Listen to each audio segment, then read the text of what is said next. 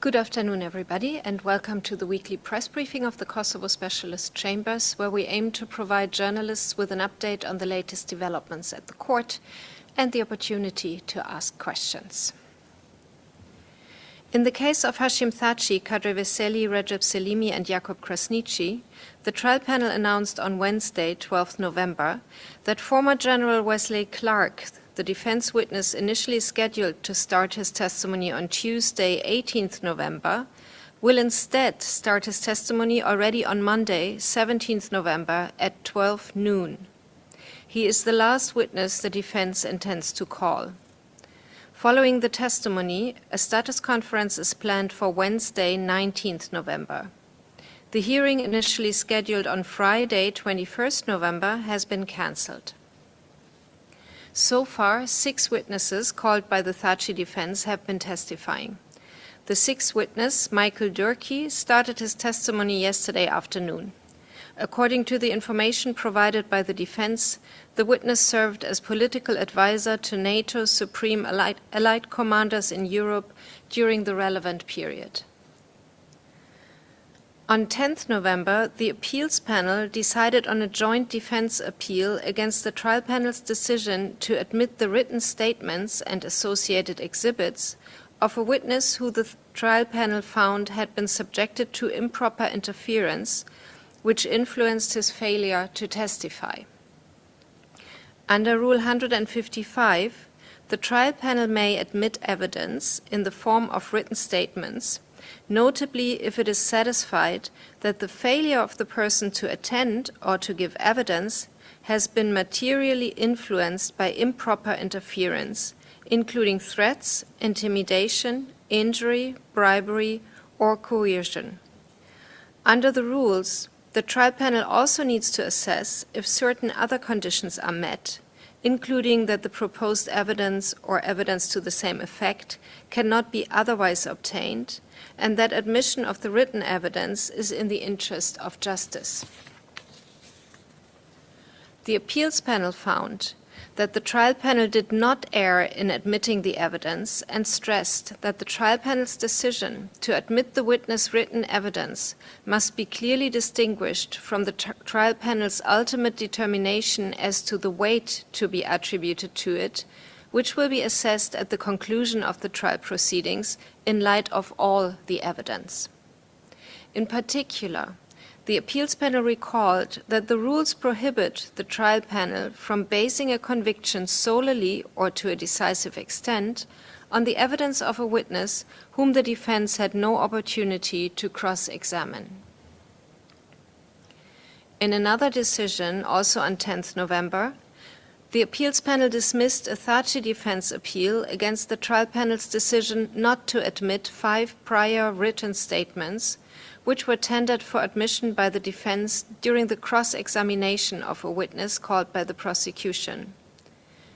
The decision was based on the principle that witness statements can only be admitted into evidence through the procedures outlined in Rule 153 to 155, unless the opposing party agrees to the admission of the evidence. The appeals panel found that the trial panel's decision conformed to the Specialist Chamber's legal framework or the jurisprudence of international criminal tribunals.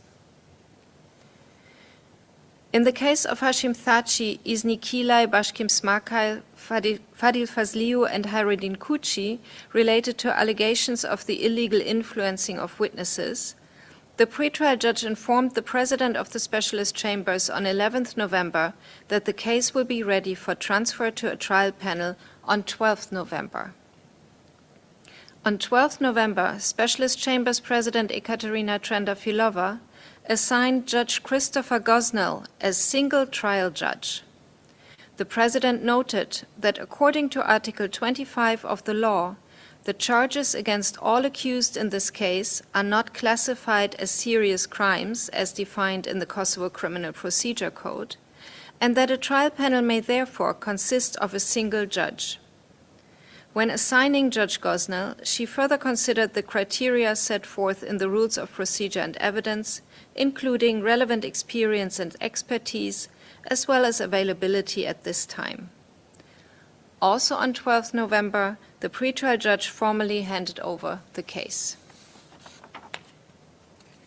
In the same case, the pretrial judge on 7 November granted in part a request by the prosecution regarding seized material in the detention facility.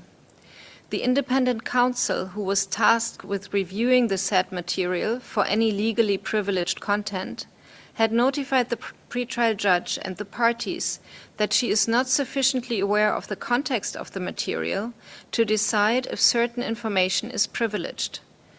The prosecution had therefore requested for the pretrial judge to review the material herself. In her decision, the pretrial judge found that, rather than her reviewing the material, the task should stay with the independent counsel. For the counsel to be provided with the necessary context, she ordered the Thachi defense to provide the relevant information.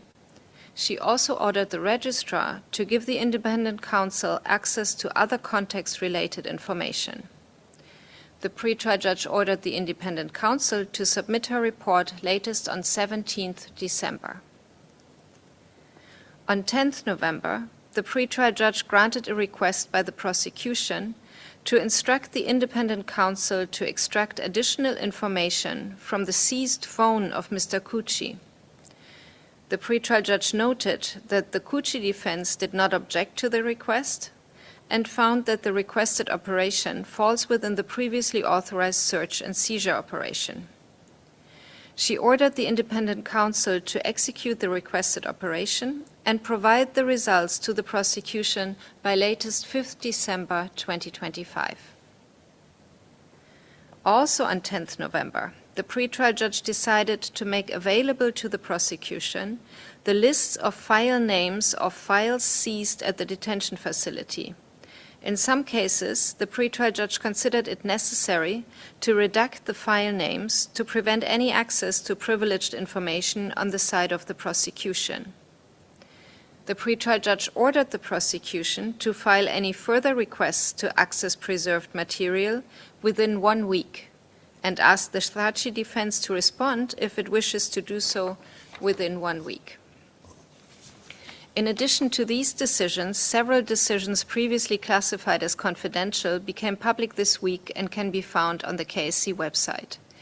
The said decisions relate to search and seizure operations and the review of the seized material. That was all from me. If there are any questions, I'll be happy to respond.